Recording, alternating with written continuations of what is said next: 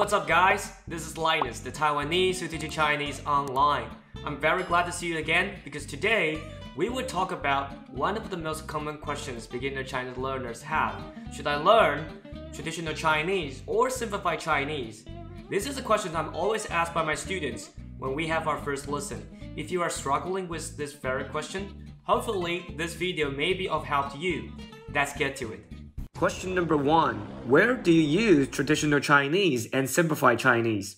Traditional Chinese is used in Taiwan, Hong Kong, and Macau, while simplified Chinese is used in mainland China and Singapore. Therefore, if you plan to travel and spend more time in Taiwan in the future, I suggest that you learn traditional Chinese.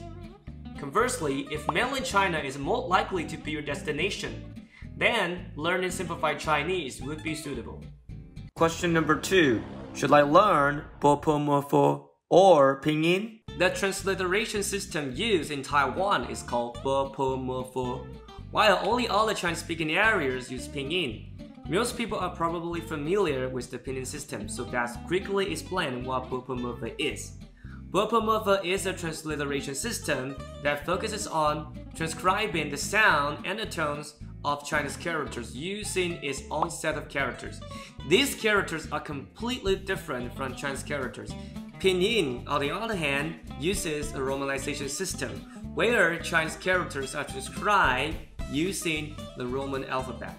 Even though I'm from Taiwan and having learned Bopomofo growing up, I don't really recommend that you spend the extra effort to learn this system. Learning Chinese is difficult enough, so adding this element to the pot can make your learning unnecessarily difficult. If you are just starting out and trying to decide on learning traditional Chinese or simplified Chinese, I would say learn Pinyin. Some people might say you will sound more accurate if you learn Bopomofo.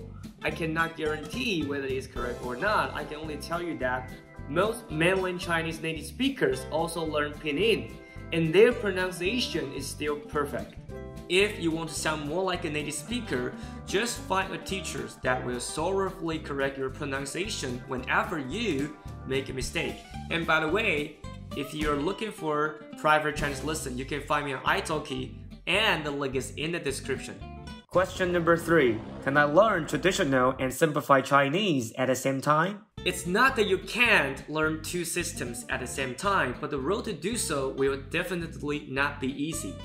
Chinese characters are hard enough as it is, especially if you are studying in different versions at the same time.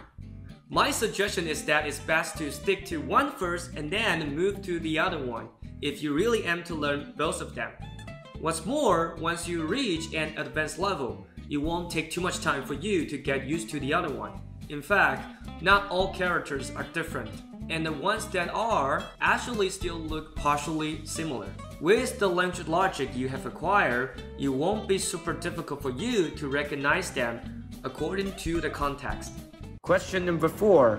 How many characters are different? There are around 50,000 Chinese characters in total. However, the most commonly used Chinese characters are only around 4,500. And among these 4,500 characters, there are a little bit more than 2,000 characters that are simplified and used in mainland China. This may seem like a large number, but one thing that is great about learning Chinese is that many of the simplified versions follow certain patterns when it comes to simplifications process of the characters. For example, 请, please, 说, to speak, 区, area, 蓝, blue, 紧, to be tight, 错, mistake.